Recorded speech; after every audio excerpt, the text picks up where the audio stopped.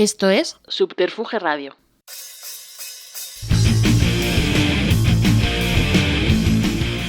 Simpatía por la industria musical, con Carlos Galán, en Subterfuge Radio.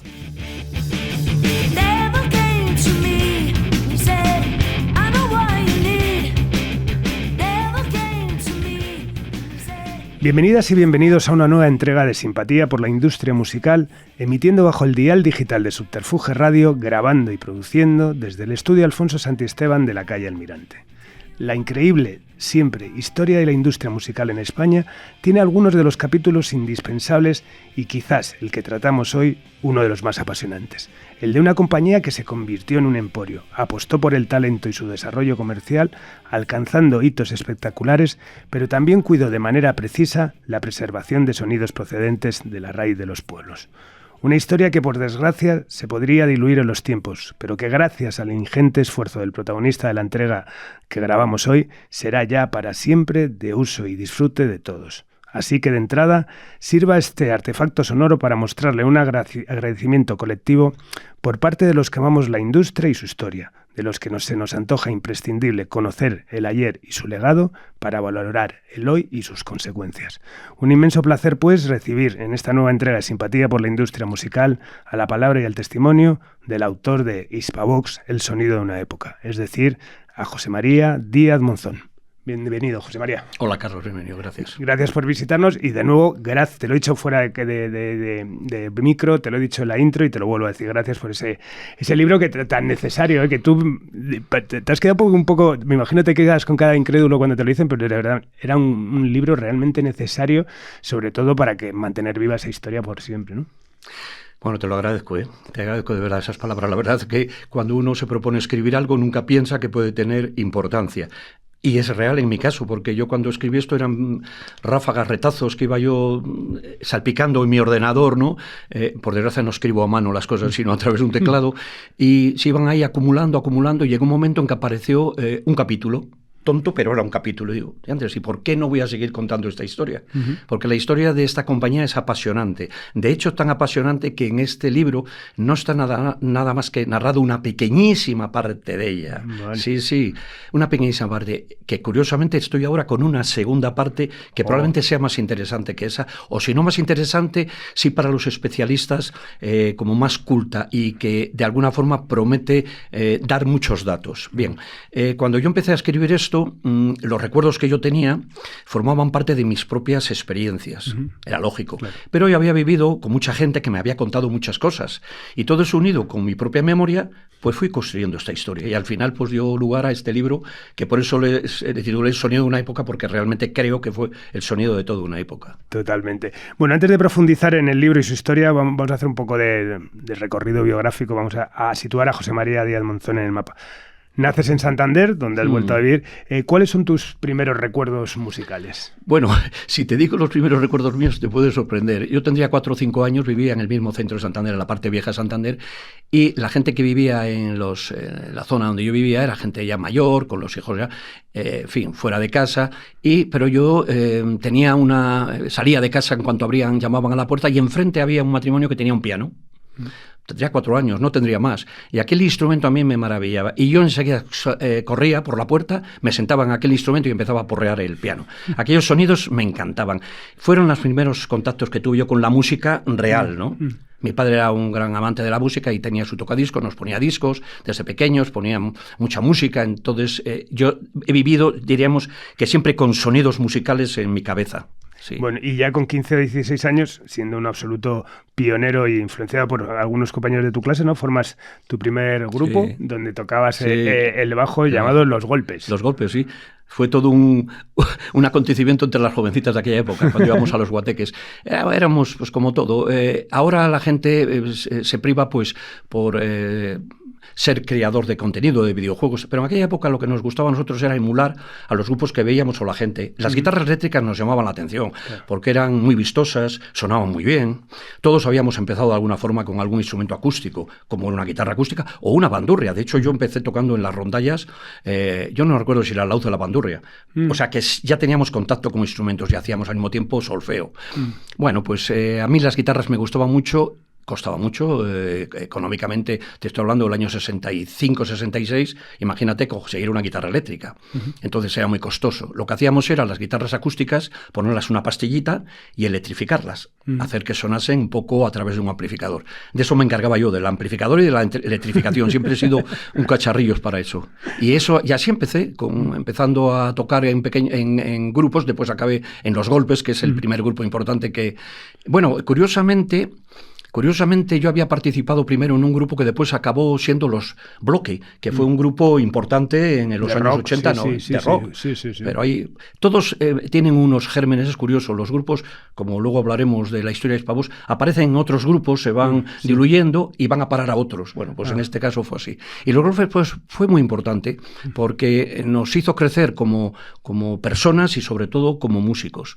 Sí. Y estuviste, 3 años tocando, ¿no? Por todo el norte de España. En esa época se decían que se dividían los grupos un poco por zonas, ¿no? Nosotros hacíamos una música, lo llamaban música chicle en aquella época, era música muy sencilla, pues emulábamos a grupos nacionales como podían ser Los Brincos o Los Bravos o los Beatles, tocábamos. Éramos más beatlesianos que rollistonianos, nosotros nos gustaba más la música pop y éramos más. Entonces era la música, pues eso, tocábamos de Turtles, de Kings, o sea, gente de esa... Debo entender que tocabas un bajo Hofner, entonces, ¿no? Bueno, el primero fue un Galanti, después pasé al violín, al Hofner, que lamento ahora mucho haberme deshecho de él, y al final acabé en un jazz bass, que era Quiero decir que nos vestíamos en función de la coyuntura del momento. En ese momento el Fender era la estrella y acabamos ahí todos en el Fender.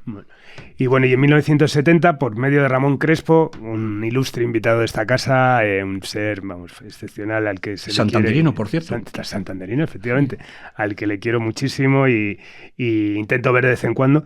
En ese momento, en el 70 estamos hablando, es jefe de promoción de Moviplay y os ve y, decide, os lleva al departamento de AR o directamente... Sí, así fue, sí. Él le llamó la atención, vino a Santander.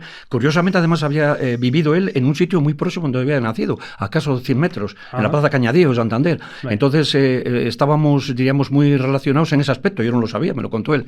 Y era un tío muy amable y... no sé los años que nos llevaríamos, probablemente bastantes, pero él se quedó un poco, pues estos chicos tienen imagen. No éramos muy buenos tocando, éramos normalísimos, pero bueno, tienen imagen, lo hacen bien y tal. Os voy a hacer un contrato discográfico. Así fue, ¿eh? Sí. Y dije, hombre, yo no me lo creí, porque dije, una persona que te diga eso a priori, pues lo lógico es que te hagan una prueba y tal. Y, bueno, de todas formas, hoy voy a ir al local de ensayo vuestro y os escucho allí. Y así fue, nos escuchó, le encantó, y yo creo que al poco tiempo estábamos ya grabando. ¿Y grabasteis un EP? No, eran ya sencillos. Yo creo que ya los EPs ya no existían. Los EPs yo creo que desaparecieron en el 66, 67. Un sencillo. Nos dan cita un 12 de octubre de 1970 en los estudios Celada, que después pasaron a ser estudios Quirios. Vale. En Celada, que también eran de otros paisanos. Vale. Curiosamente, sí. Estaba todo muy relacionado. La conexión cántabra. Sí, era muy curioso, de forma muy tonta, pero es así. Y fuimos un 12 de octubre, estuvimos ensayando por la tarde-noche, nos dejaron, no había gente trabajando allí, era fiesta, y el día 13 por la noche, con Gonzalo de la Puerta, que estaba de productor, Juan Binader estaba en la mesa, y su hermano José, y allí empezamos a grabar a las 10 de la noche, y yo creo que a la 1 de la mañana teníamos la primera canción. Era una canción sencilla que nos había propuesto grabar, un poco en la onda que estaba triunfando en ese momento, que era Tony Ronald. Tony Ronald tenía unos éxitos muy importantes, y se los hacía un francés que era Daniel Vangarde, que era un tío que hizo pues éxitos no solamente para Tony Ronald, sino para Los Diablos. El Rayo de Sol es de él, ¿no? Y entonces esta canción andaba en los despachos de Moviplay y en un casete, y dijeron, pues para un grupo que tal...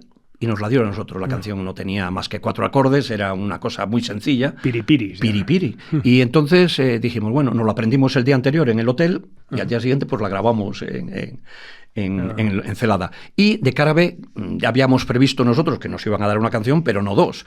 Entonces habíamos preparado una canción, yo la había preparado con Lois, en el guitarra, y habíamos hecho una versión nuestra de una canción, la primera canción que yo metí en autores. ¿Y qué recuerdas de Moviplay? Porque también Moviplay también tiene una historia... Bueno, Moviplay es probablemente de las nacionales de esa época, no solamente el recorrido como discográfica, ahí estaba, yo creo que Movirecord formaba parte de la industria de Moviplay. Pues era la multimedia de la época, porque ¿quién no recuerda los anuncios de Movirecord en mitad de la película y aquellos dibujos que hacía Moro que eran geniales? La familia Telerín y todo eso. Bueno, es que a mí me encantan. Me siguen gustando cuando les veo en internet, ¿no? Y entonces Moviplay formaba parte de esa industria. Y tenía un catálogo buenísimo, buenísimo. De hecho, nosotros en esa época, cuando estábamos nosotros, estaba un grupo que curiosamente, y valga otra vez la historia, había un santanderino allí, eran Connection. Connection, el que cantaba, que era estaba, en fin, directamente relacionado con una chica de Santander, y entonces nosotros le veíamos mucho y estábamos allí. O sea, tenía gente muy buena. Sí.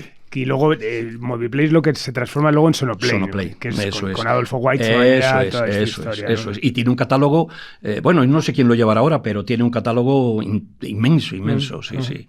Bueno, y con los golpes llegáis también a aparecer en televisión, ¿no? O sea, la importancia además que tenía la televisión en ese momento. Fíjate, ¿no? Una anécdota que te voy a contar que era curioso, lo que eran los tiempos. La primera actuación que hicimos en televisión fue en directo con José María Íñigo, en un programa que tenía en La 2, que se llamaba Estudio Abierto.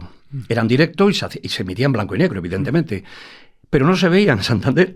No llegaba la emisión, no llegaba a ningún sitio. Bueno, a Bilbao probablemente sí llegase, pero no a Asturias ni a Galicia, que los condicionamientos técnicos que había. Entonces, claro, mis padres querían verme a mí, pero no podían. Entonces, yo tenía así un primo que vivía aquí y es el que hacía de transmisión. Pues ahora están saliendo, ahora hablan y tal. Una cosa curiosa. Qué bueno. Sí, es una anécdota muy bonita. Y esa fue la primera actuación en directo. Coincidimos allí con Fórmula Quinta y Los Ángeles, ese mismo día. Y después hicimos más televisión, hicimos A Todo Ritmo con Pepe Domingo Castaños, hicimos un par de ellos, hicimos otra que ya no recuerdo, o sea, como 4 o 5 programas de televisión en el lapso de tiempo de unos 3 años, 2 años y pico. Qué bueno. Todo en blanco y negro, claro. Sí, claro. No, es una gozada. Y en blanco y negro unas realizaciones fantásticas. Sí, Navarrete era el que nos hacía... Bueno, yo creo que era Fernando Navarrete el que hacía la realización de A Todo Ritmo. Y lo hacía muy bien, sí. Qué bueno. Bueno, hablabas antes de esa querencia por amplificar las guitarras, por los cables, y a través también a raíz, ¿no?, de ese contacto con los estudios de grabación y todo eso, empiezas a a enamorarte de todo eso, ¿no? Así que empiezas a compaginar, ¿no?, con tus estudios lo que es el sonido. ¿Quién no se enamora cuando entra? Yo cuando entré la primera vez en un estudio no me sorprendió tanto, porque debido a mi padre siempre fue un radioaficionado, a más importante, había sido dentro del mundo de la radio, y teníamos muchos trastos electrónicos en casa, válvulas y cosas, emisoras, todo el día estaba hablando con medio mundo mi padre. Entonces, en ese aspecto, no me sorprendía tanto de que una mesa, por ejemplo, tuviese 12 o 15 canales, no porque hubiese visto yo en mi casa mesas de ese tipo, pero veía mucho cacharro. Entonces, cuando yo entré en la primera vez que entramos en Celada, sí me gustó aquello. Y me gustó mucho el entorno que había entre la pecera a un lado y a otro. Diríamos que los músicos a un lado y los técnicos en el otro. Y esa distancia a mí me llamó la atención porque yo sabía que había 2 mundos ahí muy distintos. Uno, el del músico, si es que lo es de verdad, o el del diletante. Nosotros éramos diletantes, no éramos músicos de carrera. Y el técnico que está al otro lado, que es el que, diríamos, lleva a buen fin todo lo que está haciendo ese músico diletante en la otra lado. Y yo me di cuenta de que en ese momento yo no era tan bueno tocando, sino que igual me gustaba más lo otro y estaba más preparado mentalmente y hasta incluso profesionalmente, aunque no lo fuera, ¿no? Yo estaba estudiando electrónica en aquellos momentos, me gustaba mucho la ingeniería, me apasionaba, ¿no? Y ya cacharreaba yo en la habitación taller que tenía mi padre. Le desmontaba las cosas, las volvía a montar, en fin. Ya tenía esa querencia de la electrónica. Y dije, diantre, a mí lo que me gusta es lo otro, más que tocar, porque, seamos sinceros, ¿yo qué puedo ofrecer al mundo como tocador? Y fui en ese aspecto claro de que yo creo que me tengo que ir más por el otro lado. Y así fue. Fue empezar a buscarme la vida en ese... Qué bueno. Bueno, hay que hacer un apunte que a Fran, nuestro técnico de hoy, le va a encantar porque también él se dedica mucho al sonido. Eso que la oficina de Subterfuge está llena de cosas, está llena de cosas, pero aún así has identificado 2 magnetófonos en medio de toda la maraña. De formación. Me gusta todo porque todo este hardware que tienes por ahí es maravilloso, ¿no? Pero enseguida me tiro a los... De hecho, cuando voy a cualquier país o fuera, lo primero que busco son sitios donde vendan aparatos extraños, y tengo mi buena colección también de aparatos de estos. Qué bueno. Sí. Bueno, una vez terminada la carrera, como tantos en esa época, tienes que ir al servicio militar, que es un año y medio. Te mandan además a Ceuta, tuviste mala suerte. Ahí todo hay que decirlo. Bueno, nos mandaban a todos los que habíamos estudiado. A todos los que teníamos ya sabíamos que íbamos a Ceuta. Vale, ahí estábamos todos los que habíamos estudiado en Ceuta. Vale. Sí. Y bueno, en ese tiempo empiezas a enviar currículum, ¿no? Sí, distintos medios, emisoras de radio, estudios, tal, pero bueno, cuéntalo tú, pero bueno, casi por azar, ¿no? Un día llegas a Hispavox, ¿no? Sí, de la forma más tonta se dan las circunstancias en la vida. Habíamos ido a pasar, yo había pedido un pequeño permiso, no nos daban permiso en Ceuta, éramos un poco castigados, pero yo conseguí, me hice un montaje para conseguir pasar las Navidades del 76 en Madrid. Ajá. Y había subido yo con un coche desde Ceuta y echando gasolina en una gasolinera que yo creo que se llama Santa Marta o Santa Marca, que está en Arturo Soria. Justamente estaba en la calle Torrelaguna. Y mientras estaban lavando el coche, dije yo creo que aquí está la única compañía que yo no he echado el currículum porque no tenía la dirección. Había echado a todos. Voy a hacer la pasarela mientras me limpian el coche. Ya se fue. Fue allí, sí. Y fue allí, llamé. Entré en la puerta, había un conserje. Usted, buenos días, yo quiero hablar con el jefe técnico y tal. Y ya me pregunta para qué. Digo, pues bueno, para dejarle mi currículum y tal. Bueno, aquí esto es una compañía como muy familiar, me comentó. Y como que, queriendo él decir, bueno, no entra cualquiera. Y dije, bueno, de todas formas, si no le importa, llámele, yo le entro en mi currículum y me voy, ¿no? Y así fue. Y en ese momento estuve unos 10 minutos en el hall de entrada, había una habitación al lado, y oí una puerta que se abría. No que yo supiese que se estaba abriendo la puerta, oí todo lo que había, la jauría de sonido que había dentro, que era el control.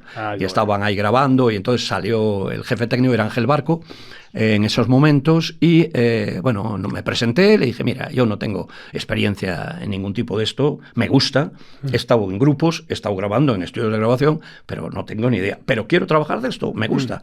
Si hay un sitio en un momento determinado para mí, pues me gustaría. En estos momentos no hay nada. Dice, déjame tu currículum, y bueno, y si hay algo, te aviso. Pues uno más que eché.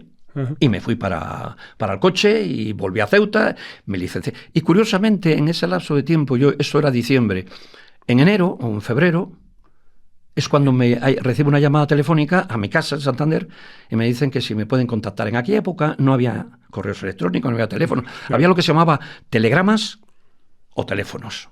Entonces, si querían localizarte rápidamente, te mandaban un telegrama. O el teléfono. Entonces llaman a mi casa y me dicen eso, que me ponga en contacto con ellos.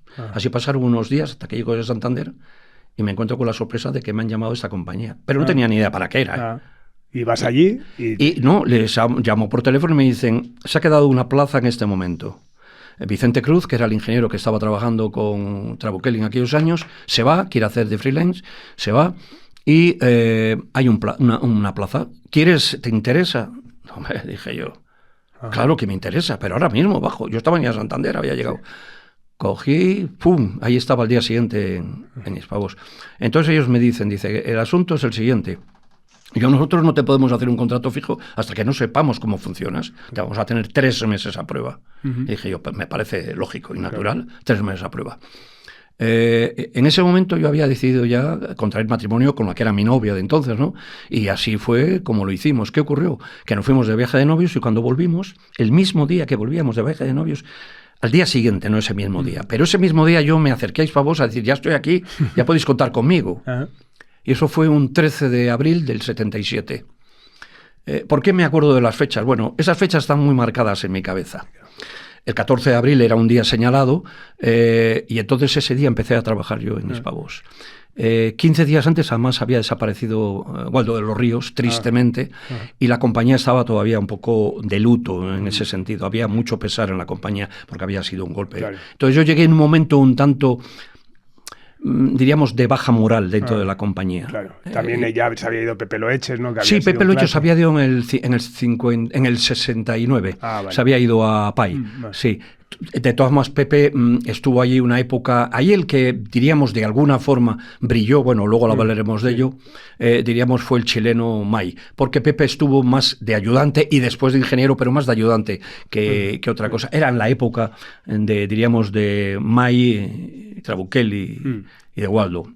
Y llegas allí, además en esa época era cuando los ingenieros de sonido llevabais bata blanca, ¿no? En muchos casos. Yo no llegué a llevarla, a Dios gracias, pero te voy a contar un detalle. Echando el currículum en RCA, yo creo que estaba en Dr. Fleming o por ahí estaba. Cuando yo llegué, me salió una señora que era la encargada del departamento y me salió con bata blanca. Esto fue en el 76. Me sorprendió muchísimo, porque yo recuerdo en Celada, Binader no llevaba bata blanca. Ninguno, y allí pero había sitios, e Hispavox era una de ellas que llevaba bata blanca. Ahí todos los técnicos llevaban batas blancas, sí. ¿Y cuál es el primer cometido cuando llegas a Hispavox? Pues lo primero,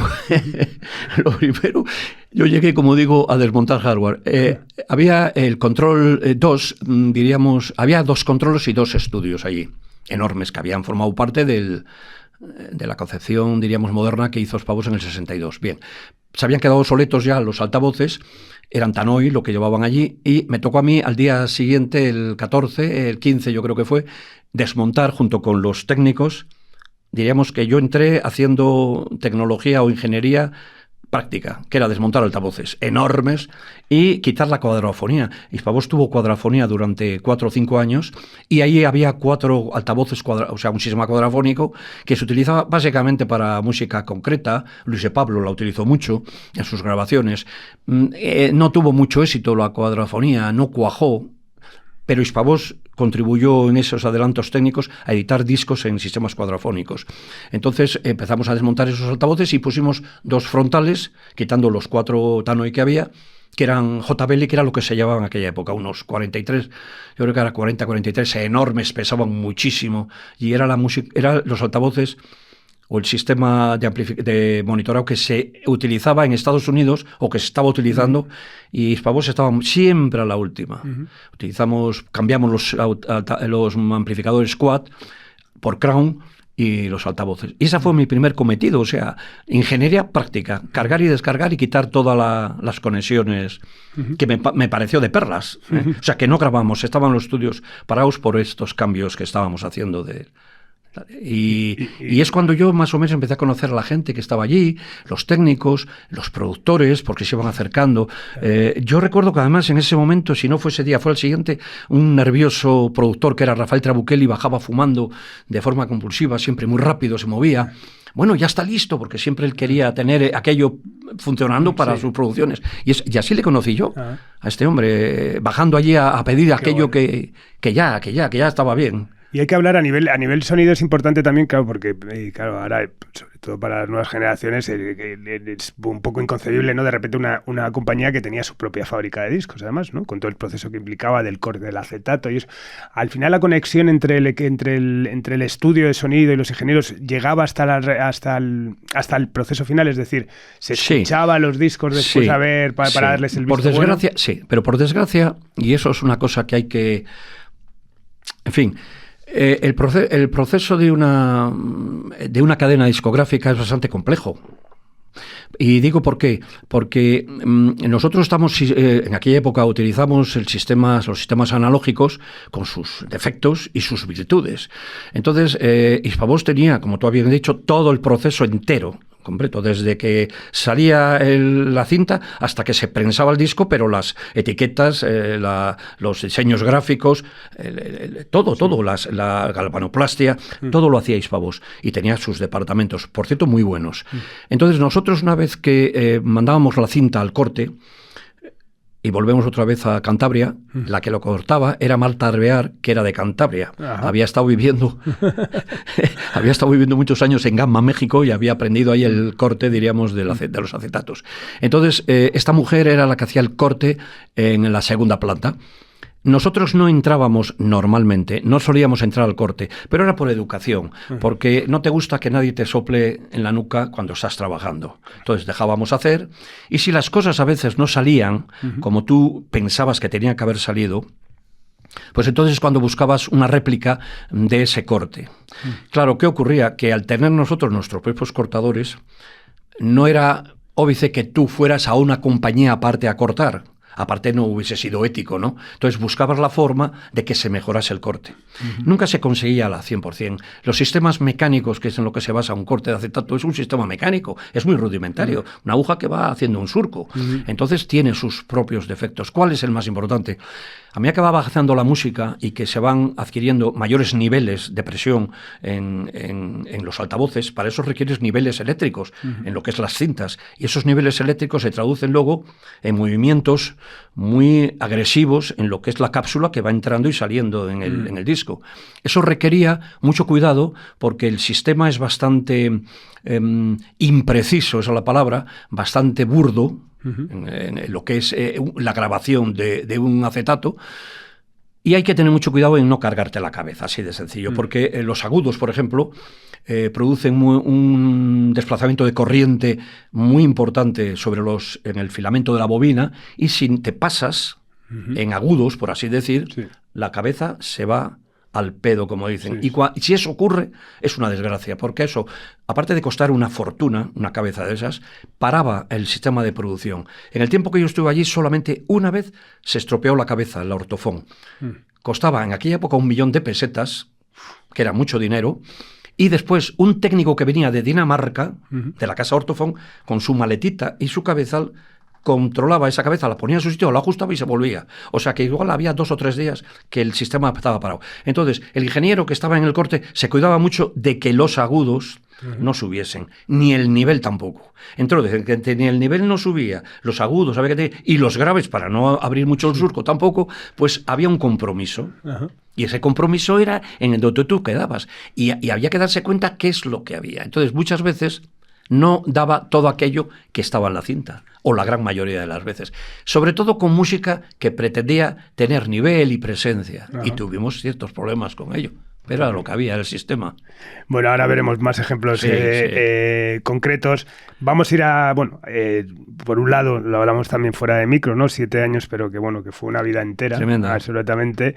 Y eso, como decías, entras a trabajar en Hispavox y todo está detalladísimo en el libro, que por cierto, a nivel también de sonido, de técnica y etcétera, es súper completo y súper, recomendable. Vamos al libro y lo conectamos con tu historia.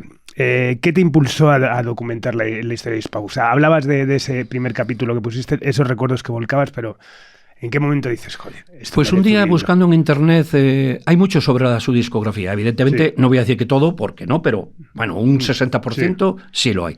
Pero yo me di cuenta de que no había nada de nadie que hubiese trabajado allí, excepto de 2 o 3 personas. Digo, pero si esto, había unas 300, cuando yo entré había unas 300 personas trabajando en la compañía, 300, que era gente. Y yo digo, no, pero toda esta gente que hay aquí, nadie se ha acordado de ellas, nadie. Y a mí eso me encorajinó, porque toda esa gente, te lo digo de verdad, Carlos, era gente como muy... estaba muy dispuesta a darlo todo por la compañía. Era una compañía, sí era familiar, sí es cierto, pero es que cuando entrabas allí te hacías de ese corazón que había allí, de mejorarlo todo, de hacerlo todo muy bien. Y entonces esa gente ponía de todo. Y yo digo, si esta gente no se acuerda nadie de ellas, yo ya los años que tengo, digo, si no lo hace gente que tenga... Nos vamos desapareciendo y nadie cuenta esta historia. Y cuando yo escribí esas pocas páginas es cuando me dije, pues igual tiene esto tirada y continuidad, voy a hacer, y te voy a decir, lamento haberme olvidado de muchísima gente por esta segunda parte que estoy haciendo justamente para compensar eso, no solamente de artistas, sino compañeros muy importantes que no están ahí reflejados, pero me di cuenta de que no se había hablado para nada de esa gran compañía que era Hispavox. Y eso me molestó mucho, sí. No, totalmente. Yo me encanta la historia, la antropología musical y intenté muchas veces, de estos momentos tontos que te metes en Google tal. Y bueno, tú, claro, conocedor más de personas, eso, pero yo veía que no había absolutamente nada. Como decías eso, pues en Facebook había una persona que era muy activa, que era Ángel Recuenco, ¿no? Sí, Ángel es el que me firmó a mí el contrato de entrada en Hispavox. Era un hombre que había estado desde el comienzo de la compañía, desde el año 53. Probablemente 54 entraría él. Esto es en el 53 y en el 54. Ángel Recuenco era lo que llamamos hoy día personal humano, o sea, recursos humanos, ¿no? Era gerente. Después llegó a ser muchas cosas en la compañía, hasta incluso cuando, eso lo tocaremos después. Entonces Ángel Recuenco era respetando la palabra, un fósil de la compañía. Formaba parte de esos principios. Sí, de hecho, pues, publicó un libro que intenté he intentado conseguir, que bueno, es imposible, pues, se llama la música y los artistas. O algo así. Yo te le puedo pasar porque le tengo, te le pasaré. Se llama... o personajes o algo así. Sí. Bueno, en lo que hablaba, que tú dices tal, y yo, vamos, por eso lo decía al principio, creo que era una asignatura pendiente el documentar esa historia, ¿no?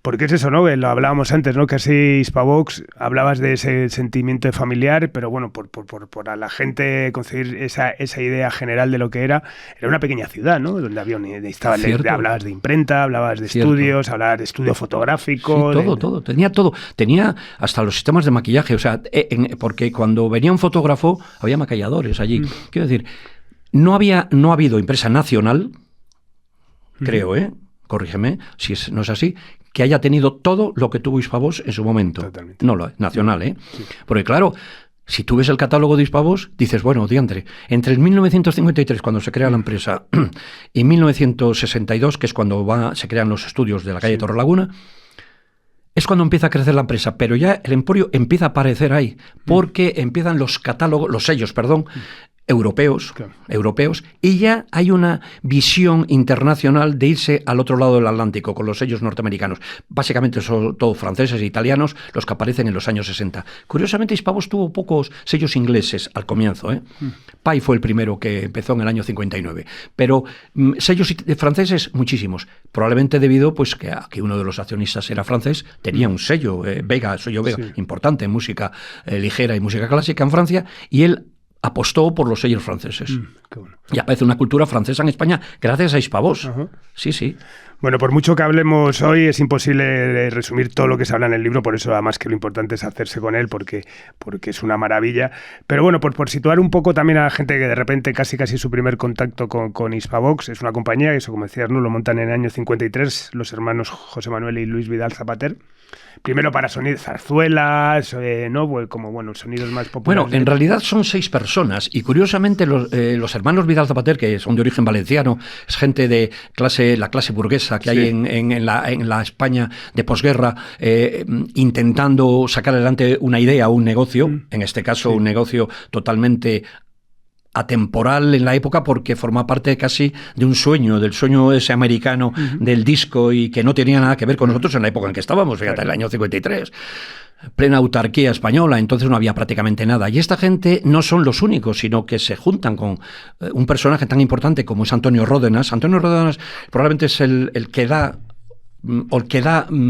economía y sanidad económica al proyecto. Sí, porque él aporta el 38% del capital. Era un mecenas, un personaje con una economía saneada y muy, muy amigo de la cultura. Y eso es muy importante porque Hispavox nace con esa idea. Claro. No como un negocio, que sí lo era, evidentemente, sino como una forma de transmitir la cultura musical al país en una época en que España, fíjate que cuando Hispavox se crea en el año 53, hablan de que igual no había más de 1000 tocadiscos en España. Además, había probablemente más gramófonos,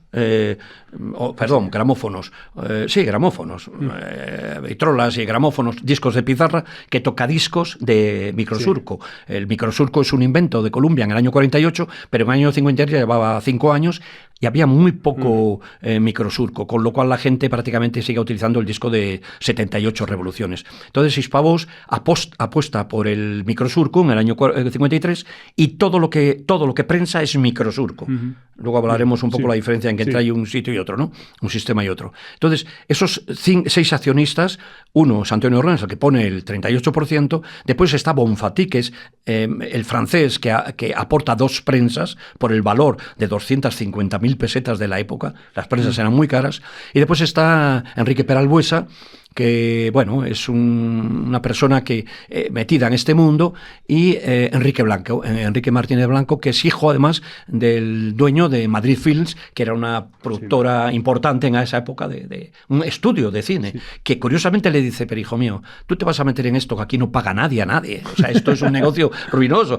Pues sabes, curiosamente a Hispavox en eso tenía razón, porque le dejó Samuel Broston, la productora, casi $500,000 de pesetas de entonces a cañón porque no se pagaba. Bueno, y después está el último accionista, que es los hermanos Vidal, los dos hermanos Vidal, que aportan un 10%. Eso no quiere decir que tengan menor importancia, no, simplemente que, bueno, su economía igual no era la de esta gente, pero empiezan a de alguna forma a dirigir la compañía. Fueron las caras conocidas. Efectivamente. Y además, José Manuel Vidal era una persona que había estudiado piano, era una persona, desde el punto de vista musical, era muy culto en ese aspecto, conocía muy bien la música clásica, y él se pone de director, que no de presidente. Claro, ¿qué ocurre? Que Hispavós, en el año 53, imagínate, en el año 53 España todavía no tenía contactos con los Estados Unidos. Estábamos aislados políticamente, hablando del resto y socialmente. Hay un aislamiento, el aislamiento que todos conocemos, ¿no? Y entonces los americanos quieren entrar en España porque les interesa el lugar estratégico que hay, y ya empiezan en el año 53 a tener contactos. Son los contactos que hay, o los contactos o los acuerdos que se celebran en el año 53 en Estados Unidos. Estaba, creo que era Eisenhower de presidente, y el sistema franquista. Claro, no teníamos materiales para hacer lo que ellos habían apostado, los hermanos Vidal, que era la vinilita, que era el producto que los americanos sí le tenían, porque ellos eran los que habían creado ese producto, era un derivado del petróleo, y sí lo había en Francia. Bonfatí lo tenía, claro, pero aquí no había contacto ni con unos ni con otros. Entonces los Vidal ya se dan cuenta de que hay que aprovechar ese momento que los americanos están entrando en España, en el 53, para preparar una empresa que pueda requerir de esos servicios que están allí en Estados Unidos. Y así es. Diríamos, en el 53, en junio, se crea la empresa, no hace nada durante todo ese año, sino prepara la sociedad, y buscan gente que tengan contactos fuera del país para iniciar esos pequeños o grandes proyectos que es comerciar con estos productos. Bueno. Y encuentran una compañía. Si te fijas, todo esto que voy a contar está todo entrelazado. Esta gente, esta, vamos a decir, oligarquía que había burguesa en Madrid, estaban todos entrelazados en compañías. Todos formaban parte de pequeños accionariados. Entonces tenían pequeñas participaciones en todas estas compañías, ¿no? Y hay una compañía que es EXA, que se dedica a importar y a exportar equipos de electrónica ya importantes en equipo, y también sistemas de óptica, en fin, equipos un poco sofisticados. Y al mando está Selgas, que es Enrique Selgas, que es un ingeniero muy importante en la época, y deciden que le van a poner de presidente de Hispavós. Es un poco florero, pero es así, él lo sabe, presidente. De esta forma empiece a buscar los contactos fuera del país para traer la vinilita aquí, los sellos, los primeros sellos discográficos, y así es como funciona. La fortuna es que este hombre muere en un accidente en el 56, y ahí empieza la labor de los hermanos Vidal, que se sitúan al frente de la compañía directamente. No, es muy interesante, desde luego, también lo que has dicho, ¿no? Que nace con ese interés cultural, porque es lo que decía un poco la introducción, ¿no? Pues fueron los grandes hacedores de éxitos durante muchas décadas, muchos años, pero también a su vez cuidaron, ¿no? También por el legado de la música raíz. Hablamos del catálogo de flamenco espectacular, y luego, por ejemplo, esa famosa caja que se hizo, ¿no? De sonidos de músicas populares de España. Mira, que al final conllevaba llevar un estudio ambulante, ¿no? Efectivamente. En el 54, la primera grabación. Vamos a ver, es muy importante esto que lo vayamos encajando en su sitio cronológicamente. En el 54 empiezan los primeros sellos de Hispavós, pero evidentemente extranjeros, ¿no? Ya estaba funcionando en España dos casas importantes. La primera es Columbia. Columbia es la más importante que ha habido en este país por su antigüedad. Tenía el contrato con la Columbia británica, y es una empresa que había nacido en San Sebastián con discos. Yo creo que fue en el año 23, 24, nace en San Sebastián. Todo lo que edita es pizarra. Y se dedica mucho a música clásica porque tenía el sello Columbia británico. Y la otra casa, que es exclusivamente Víctor Surco, es Belter. Belter se da en Cataluña. Es un año antes que Hispavós. Pero Belter no tiene la idea diríamos, del catálogo cultural que sí quería Hispavox, que era la música, lo que tú has comentado, música folclórica, pero tradicional, vernácula un poco, música flamenca, música contemporánea, música clásica contemporánea. Eso no lo tenía Welter. Welter tenía otra idea, era un poco más simple. Pero es curioso que ya estaba antes que Hispavox. Entonces Hispavox empieza en el año 54 a editar sellos. No edita nada propio. Vale. Porque en realidad Hispavox empieza a editar música propia en el 57, que es cuando ellos se establecen en la calle Cartagena. Entonces, del 54 al 57, en ese tiempo, ellos se dedican a editar discos de sellos extranjeros. Y ahí hay un detalle muy interesante para todos los estudiosos de este mundo tan maravilloso que es Hispavox. En el 54 consiguen un sello que es Webster, de Estados Unidos, importantísimo, y Festival. Los dos tienen una importancia en Hispavox tremenda, y te voy a contar por qué. En el caso de Webster es un sello que además fue de los primeros que empezó a vender música por catálogo, por correspondencia en Estados Unidos. Estás hablando del año 54, ¿eh? Sí. Tiene una visión increíble este hombre, ¿no? Bueno, eran varios socios, ¿no? Y entonces Webster se le ocurre publicar algo que Thomson, Francia, había publicado ese mismo año. Y voy a contar la historia, que es alucinante. Thomson tiene una librería en París muy importante, diríamos como la Rinascente en Milán, de esto que tienen de todo, música y tienen libros, pues lo tenía Thomson. Entonces, en el departamento de librería hay un personaje que es descendiente de españoles, es suizo, él, pero había nacido descendiente de españoles. Y no se le ocurre otra cosa que dice, una antología del cante flamenco sería increíble hacer aquí. Y se le ocurre la idea y empieza a darle vueltas, y contacta con un guitarrista, y ese guitarrista le dice, hombre, pues sí, se puede, que es Perico del Lunar, que era, bueno, todo en el flamenco todos los guitarristas tienen motes, gente, sí. Todos. Entonces, Perico del Lunar dice, bueno, pues sí, se puede llegar a buen puerto. Hay que contar con una parte cultural o un catedrático de algo, y contactan con Andrade, que es el que está en Granada, en la universidad, y le cuentan la historia y dicen, vamos a hacer una antología del cante flamenco. En Francia, 1953-54. Hispavox está formándose. Y contactan con una compañía. ¿Y qué compañía? Pues contactan con Hispavox y le dicen, ¿podemos hacer esto? ¿Qué te parece la idea? Y dices, Hispavox, de maravilla, pero yo no tengo medios, no tengo estudios todavía de grabación. Claro.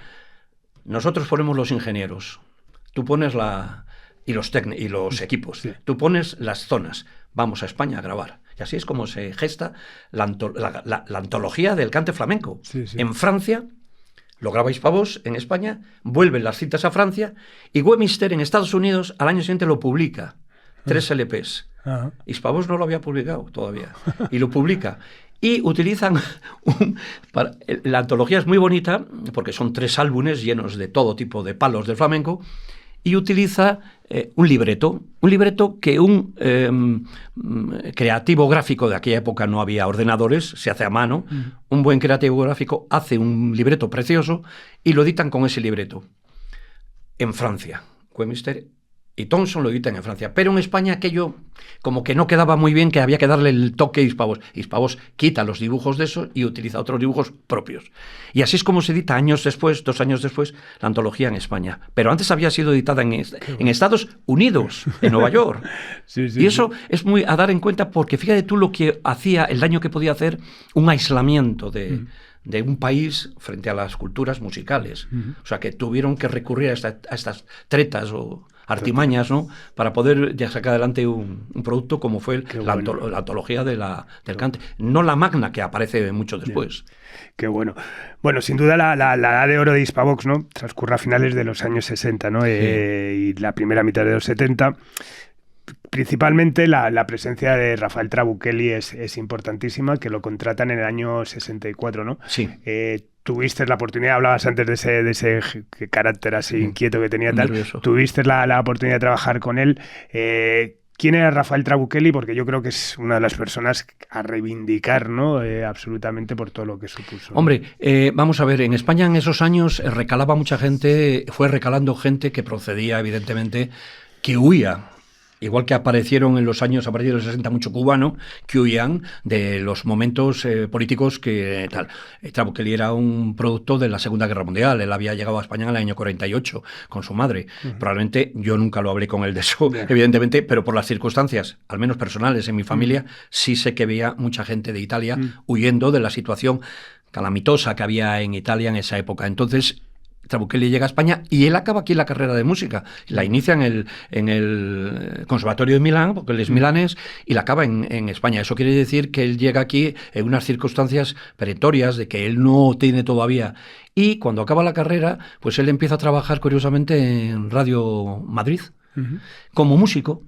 En aquella época la radio se utilizaba mucho el directo, sobre todo en los programas de radio de sábados, cabalgata fin de semana, que hacía Bobby de Glané, tenía un programa precioso los sábados que se hacía aquí desde Radio Madrid, y había siempre pues algún músico, un saxofonista, un pianista, para acompañar las actuaciones que se hacían en la radio en directo, porque vuelvo a decirte, discos había, pero era más lógico a un artista en directo que un disco. Entonces tenían artistas en directo y el pianista era Rafael Trabuchelli en aquellos años, finales de los 50, principios de los 60.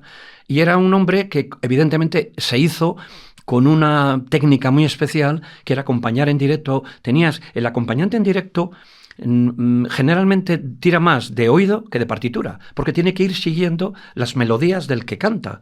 Entonces utiliza unos recursos que no están tan escritos, como que son más del corazón, y va acompañando a esa persona. Entonces Trabuchelli se hace ahí y consigue tener una forma de acompañar y de tocar que no se aprende solo que evidentemente en el conservatorio no se aprende.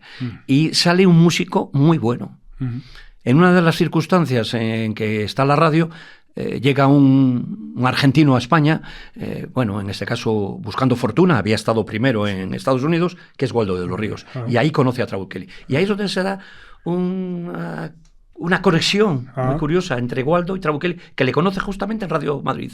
Sí, sí. Y esa tercera pata, ¿no? Que es Mike Llewellyn-Jones, un chileno. Otro sudamericano que llega a España, que él había estado trabajando en México como ingeniero. Y en México, hay que decir que México en aquellos años era un emporio, porque de riqueza en todo tipo, porque tenían petróleo y tenían una conexión con los Estados Unidos, y además eran muy queridos, no como ahora, ¿no? Había mucha querencia por la música mexicana, porque además había mucho contacto cultural, lo que es todo Texas, todo lo que es California y Florida, en fin, había mucho contacto con los mexicanos, y México tenía dinero y consumía mucho producto, el hardware, lo que es las mesas, norteamericano, y tenían unos estudios increíbles y grandes estrellas que iban a grabar ahí, con lo cual los técnicos que iban a México aprendían exquisitades en cuanto a técnica heredada de los norteamericanos.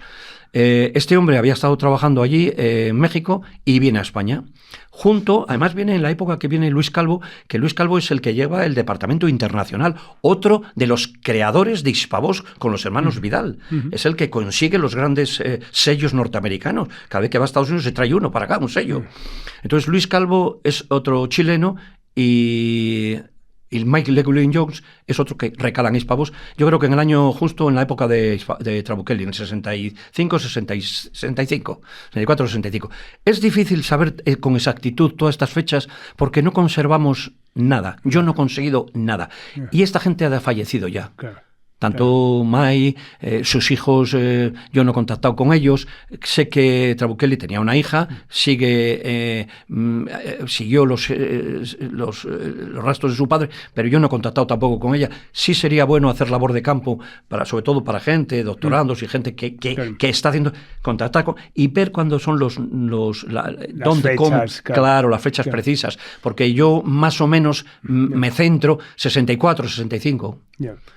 Pero bueno, hablamos de ese equipo que, bueno, que es Waldo, esa es la que pata, el trío en que, el que es el sonido Torrelaguna, ¿no? Efectivamente. Que porque tú es un punto que yo apunto, o sea, es un punto que yo doy en el libro, que no quiere decir que esto sea es cátedra. Considero que esto es, con la inversión económica que puso la compañía de 8 millones de pesetas en aquella época, ese es el trío que hace la pata angular, que hace que aparezca un sonido específico y propio de una zona como es Torrelaguna, o sea, los estudios esos, ¿eh? Que tú cuando entras ha pasado ya, igual se ha suicidado, claro, ya el himno de la alegría ya ha sido que ya había sido el gran éxito del sonido Torrelaguna y todos los éxitos de Waldo de los Ríos, que Waldo de los Ríos, si hay que agradecerle algo, es que hizo gran cultura por la música clásica en España, porque a diferencia de Europa, en España nosotros hemos sido un pueblo muy bárbaro en todos los aspectos. Hemos aprendido, ahora no, ahora ya somos un pueblo que está a la altura de cualquier país europeo, pero en aquellos años raro era la persona que iba al conservatorio y aprendía cultura clásica. Casi nadie iba a una sala de conciertos. La gente no conocía probablemente a Mozart, la gente, diríamos, normal, no conocía las sinfonías de Beethoven, a Brahms, bueno, ya no digo hablar de Mahler.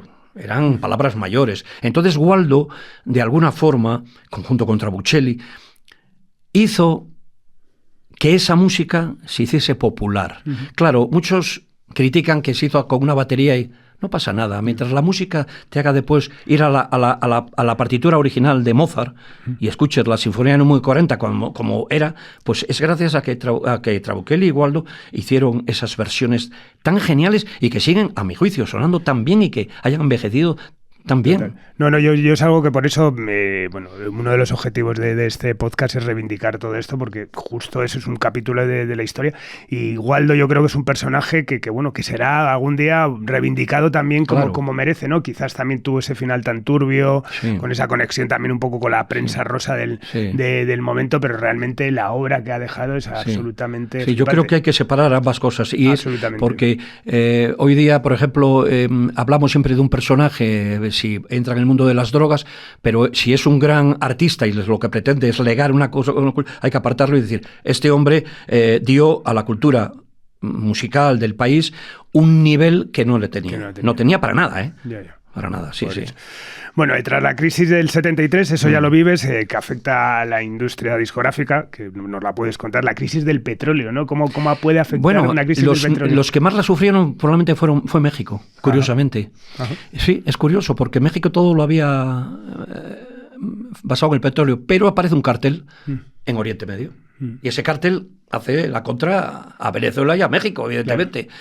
Y todavía Irak no había aparecido como... Era básicamente Kuwait, era el punto. Y ese cártel divide al mundo en dos partes. Y aparecen los petrodólares y toda esta historia que se ha estudiado muy poco, pero que es lo que hace cambiar al mundo. El 73 hay un antes y un después. Yo ya lo viví, lo vivimos porque empiezan a bajar los salarios, empieza a cortarse un poco, las cosas se encarecen muchísimo y claro, evidentemente Hispavox se resiente mucho porque todo lo fía en el petróleo, que es el vinilo, vamos, el crudo de vinilo, ¿no? Que es la materia prima donde él... Y entonces se empieza a encarecer, hay que subir los discos y el país no está para echar cohetes. No solamente el país, el resto del mundo igual, ¿no? Y diríamos que hay una pequeña involución económica. La gente se repliega y los hermanos Vidal, yo creo que en ese momento siguen viviendo todavía del rédito que habían tenido antes. Y no se dan cuenta de que el mundo está cambiando.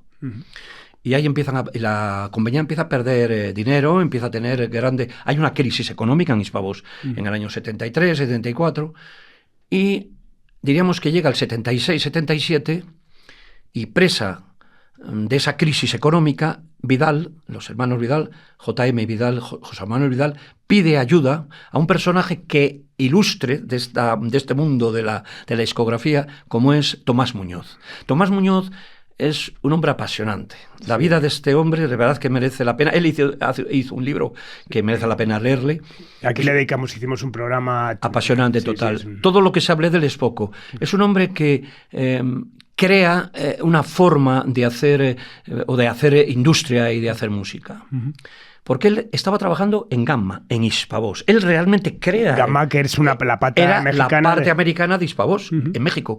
Entonces, él es el director de Gamma México. Y está ahí trabajando 6 o 7 años. Él, yo creo que en el 56 o 57 crea esa historia y tiene una conexión muy directa sobre todo con José Manuel Vidal. Casi de padre a hijo.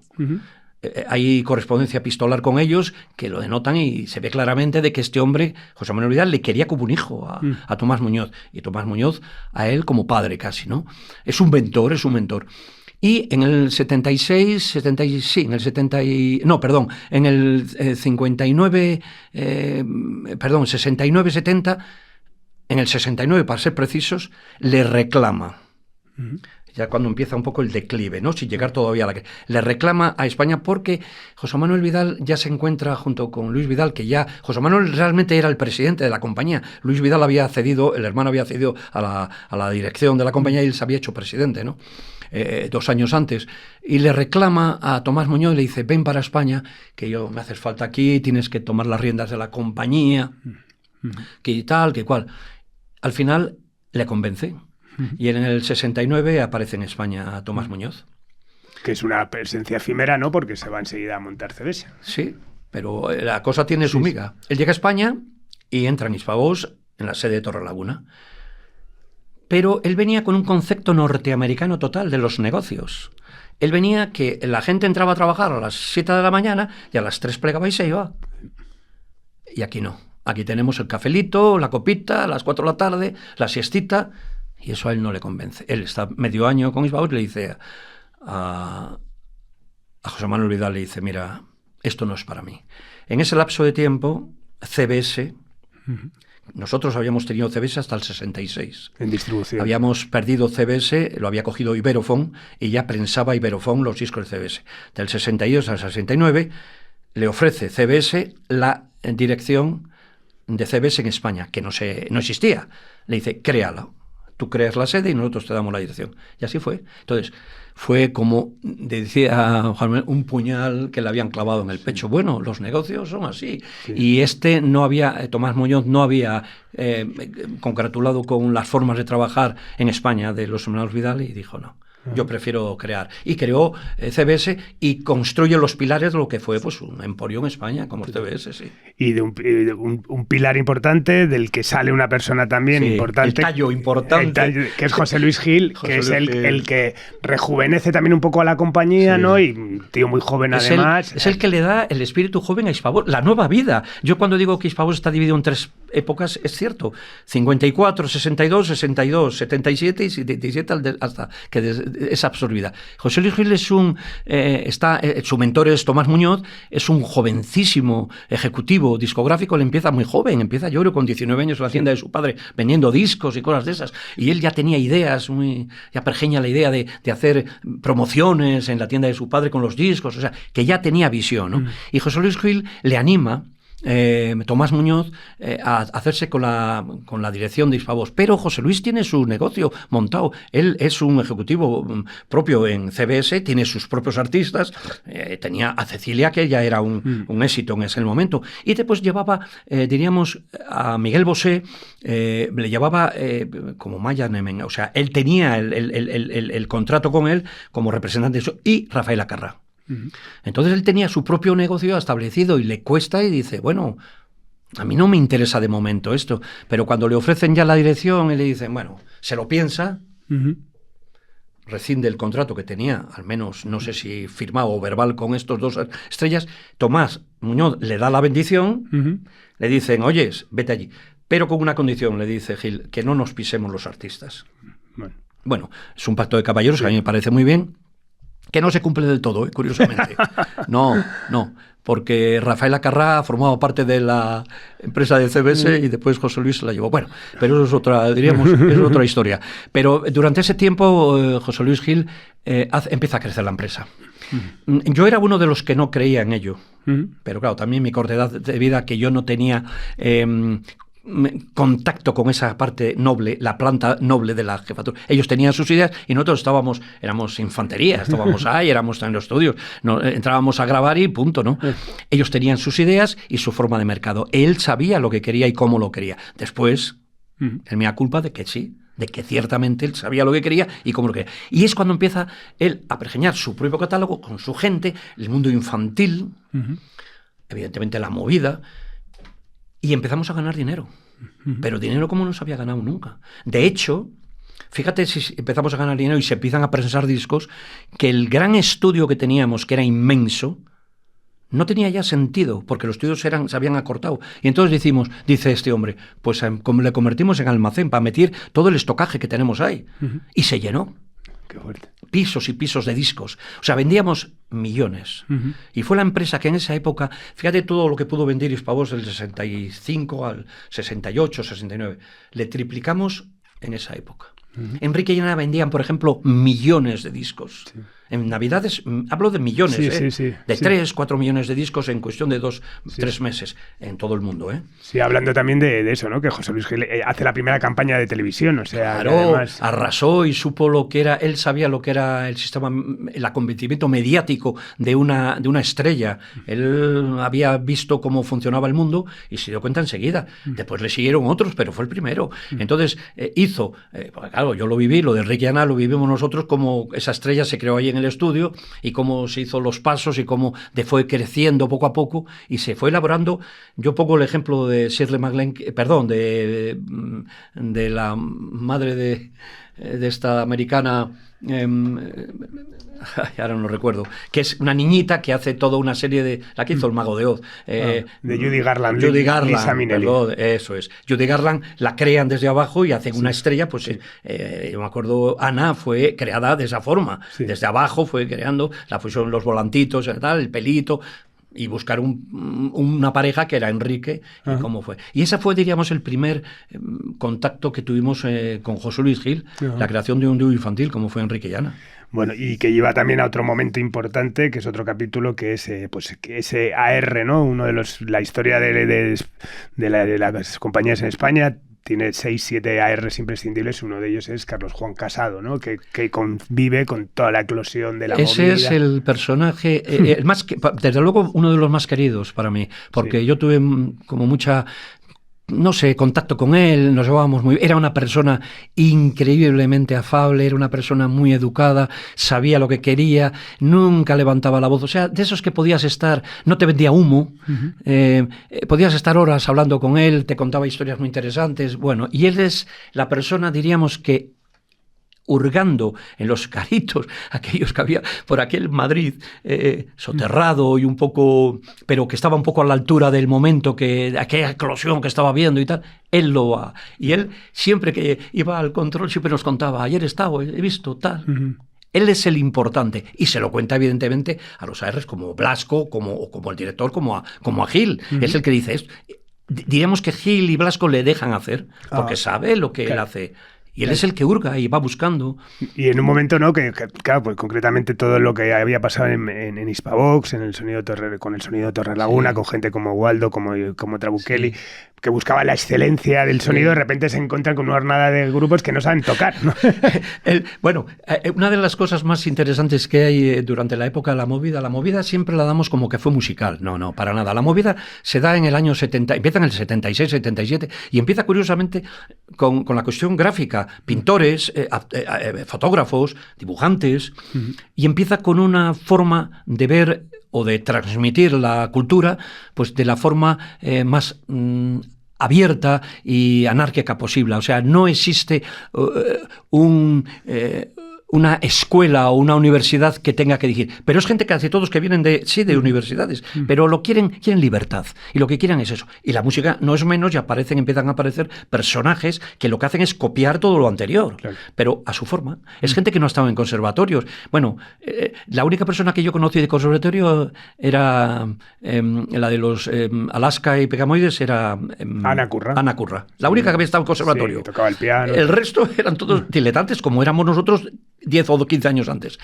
Pero habían escuchado, a diferencia de nosotros, mucha música nacional ya. Y entonces en esa época cogen una guitarra, ya había medios económicos para contarse guitarras, pequeños equipos, y sobre todo había sitios en donde que les daban libertad para poner un altavoz y empezaban a chillar ahí como posesos, ¿no?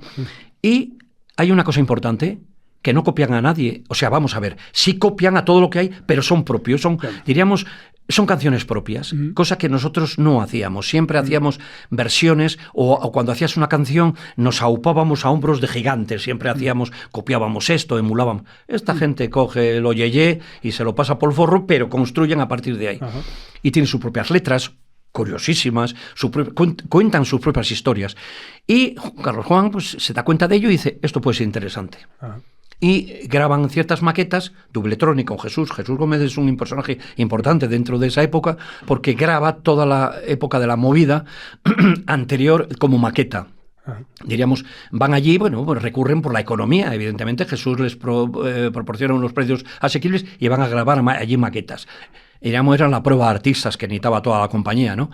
Y Carlos Juan se va haciendo con partes de esas maquetas, otras se graban allí en Hispavox, y van haciendo un pequeño catálogo de todo lo que había. Y dicen, bueno, pues estos son los grupos que nosotros queremos coger antes de que los coja nadie. Y les ofrecen un contrato. En aquella época, que Hispavox te ofreciese un contrato discográfico era importante. Y gente como Radio Futura, Alaska, Nacha, dijeron, ahora mismo firmamos. Y así fue la historia. Pero claro, cuando llegaron al estudio y se pusieron a trabajar, a mí me tocó grabar con todos ellos. Pues claro, yo estaba grabando con músicos de sesión. Para nosotros grabar a las 10 de la mañana sentaban los músicos, gente que eran muy buenos, y les ponías la partitura y a las 3 de la tarde, bueno, a las 2 de la tarde acababa la sesión, pues podías haber grabado 3 o 4 números del LP correspondiente, Maritrini o Perales o de quien fuese. Y entonces, claro, llega esta gente y... Claro, que la convivencia de los cantantes digamos, cantantes solistas, Maritrini, etcétera. Incluso grupos, como podían ser módulos, ¿entiendes? Claro. O sea, llegaban allí, grababan ellos y lo hacían muy bien. Claro, pero estamos hablando de Bailando de Alaska, de La chica de ayer de Nacha Pop, de Enamorado de la moda juvenil de Radio Futura. De todo lo que fue la ruptura con todo lo anterior. Diríamos que el corsé ya no podía más y reventó. Y cuando reventó aparece todo eso.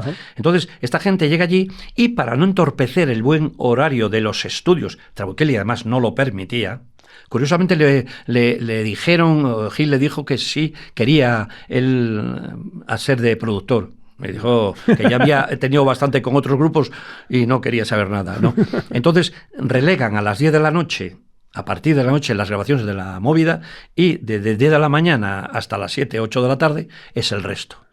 Bueno, yo por mi condición, yo era el más joven allí, diríamos, la cadena siempre se rompe por el eslabón más fino, en este caso era el más joven.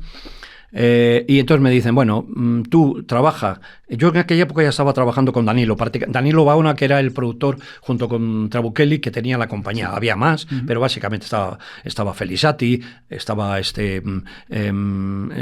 Silvetti, bueno, había mucha gente. Pero básicamente era Danilo el que más producciones hacía, ¿no? Entonces yo estaba asignado a Danilo y Ángel Barco estaba con Trabuchelli. Pero había veces en que por las circunstancias que fuesen, cambiábamos, ¿no?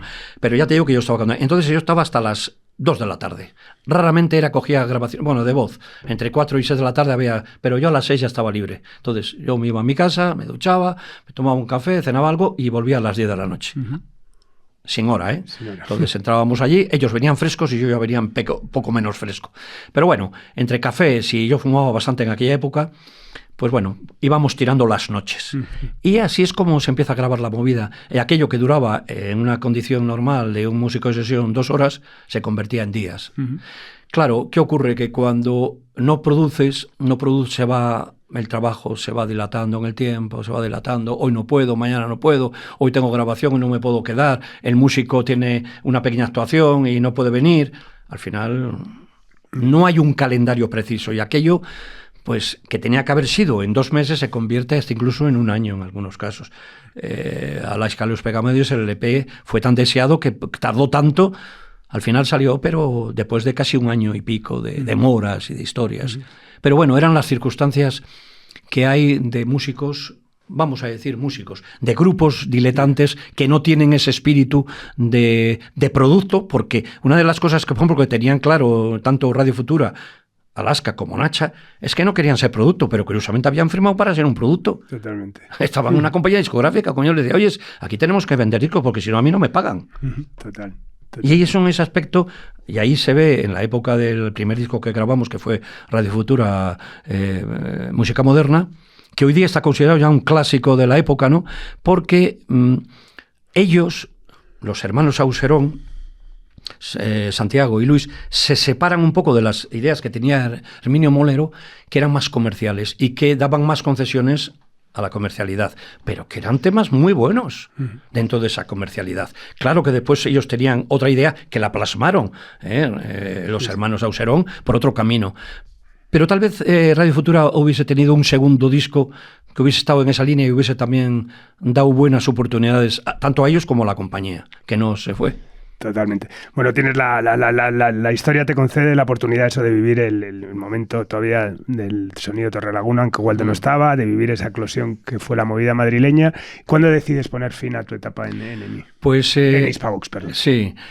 Hay un momento en que yo ya estaba muy cansado, mi familia ha cambiado, yo ya tenía 3 hijas en ese momento y yo no podía atender, pues bueno, a mí me parecía que yo, lo que había hecho, ya lo había hecho. Mejor o peor ya estaba.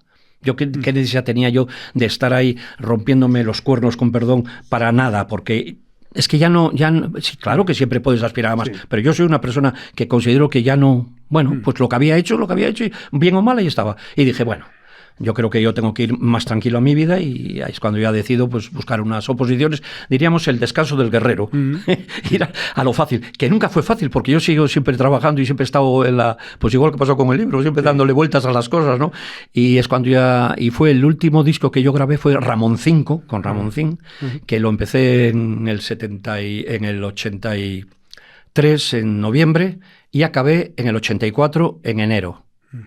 Cuando salió el disco al mercado yo ya no estaba en la compañía. Me lo mandó él a casa, sí, Ramoncín. Con él grabé 3 álbumes, uno de ellos muy importante para su carrera, como fue Sal de Naja, el Corta, que fue muy importante, bueno, y los otros que le siguieron, ¿no?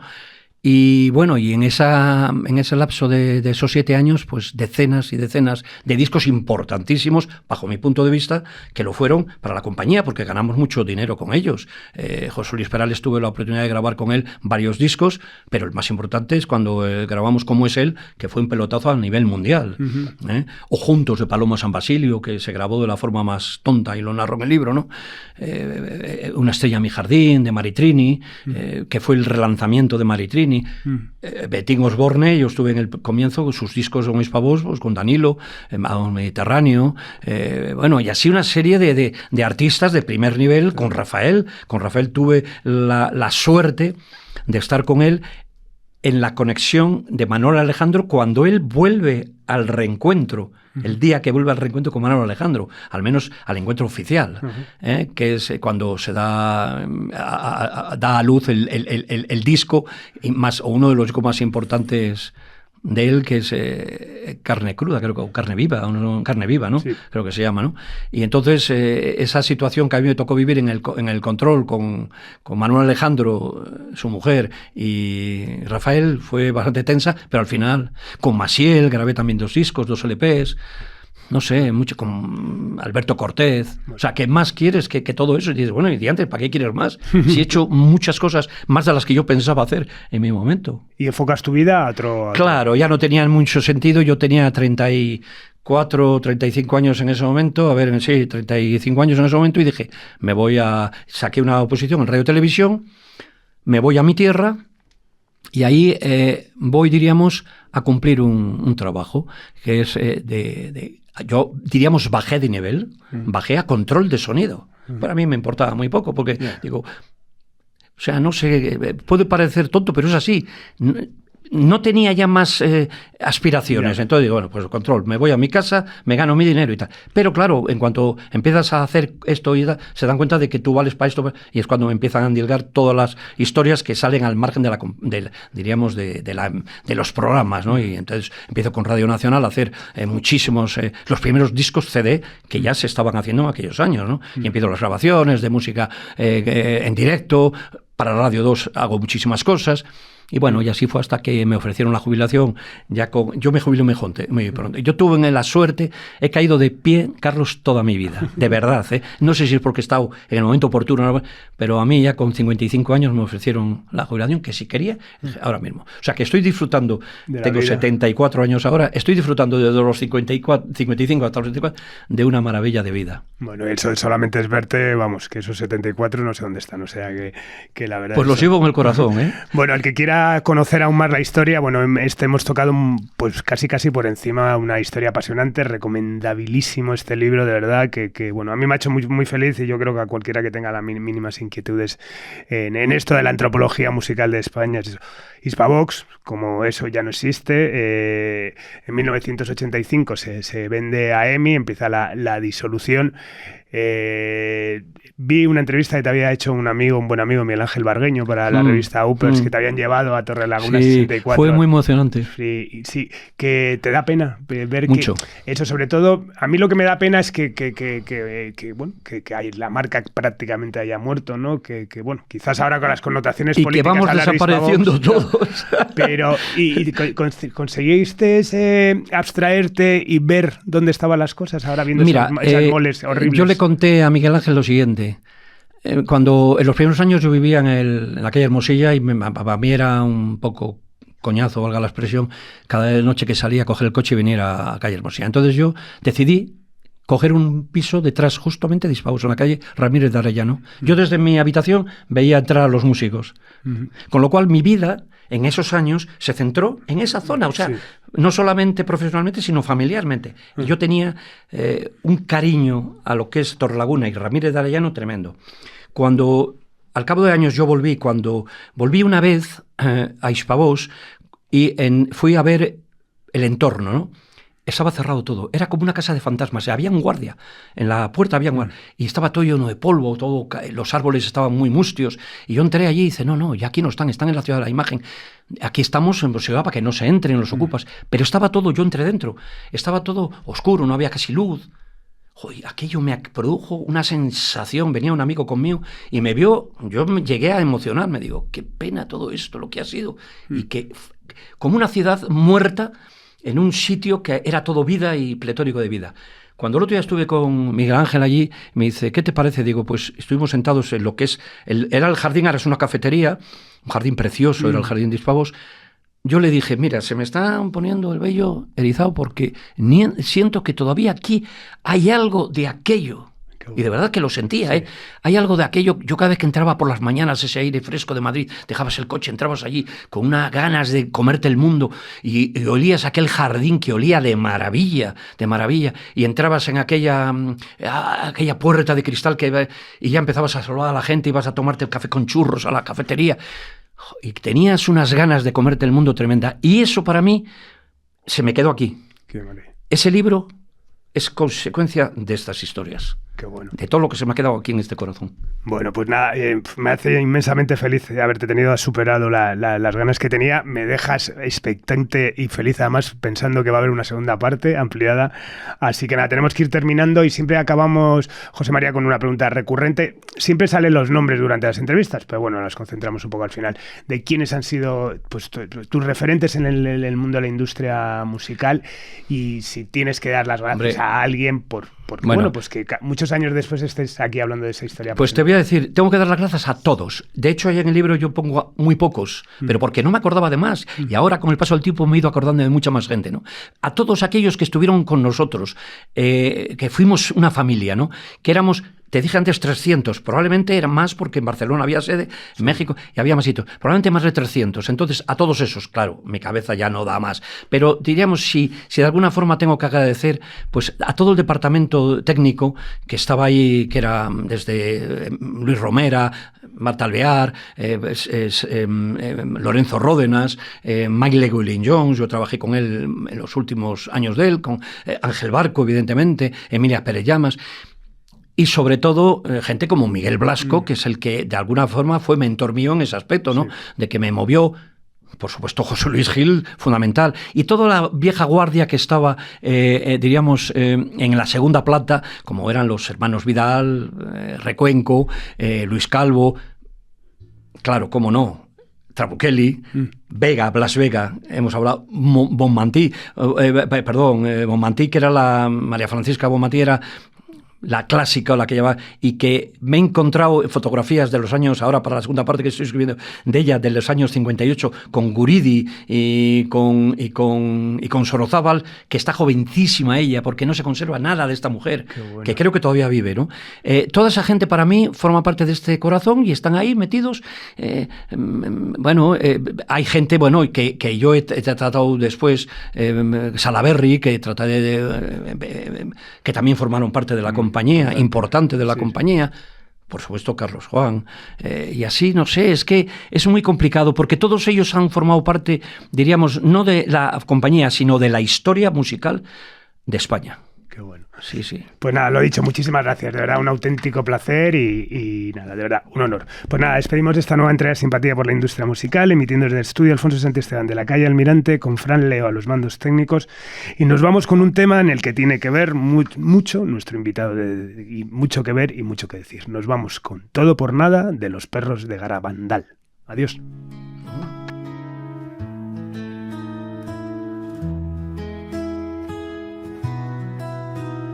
Como el humo de los barcos cuando se alejan, como el agua que remansa y siempre está quieta. Así es mi vida, un poco de cada, a veces mucho y otras tantas nada. Como el gato que pasea bajo la luna, por tejado solitario en las alturas. Así es mi vida, un poco de cada, unas veces mucho y otras tantas nada. Y me acuerdo de aquellos días junto a tu almohada, deshaciendo a golpe de besos las madrugadas y las noches en vela, pintando cielos de estrellas. En tu vientre como un firmamento plagado de ellas. Y me acuerdo de tu sonrisa por las mañanas y tu voz diciéndome adiós desde la ventana. Y hoy no tengo siquiera una foto que recuerde tu cara, porque siempre he cambiado en mi vida, todo por nada.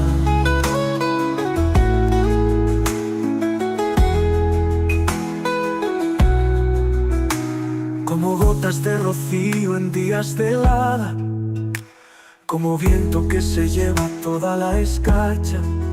Así es mi vida, un poco de cada.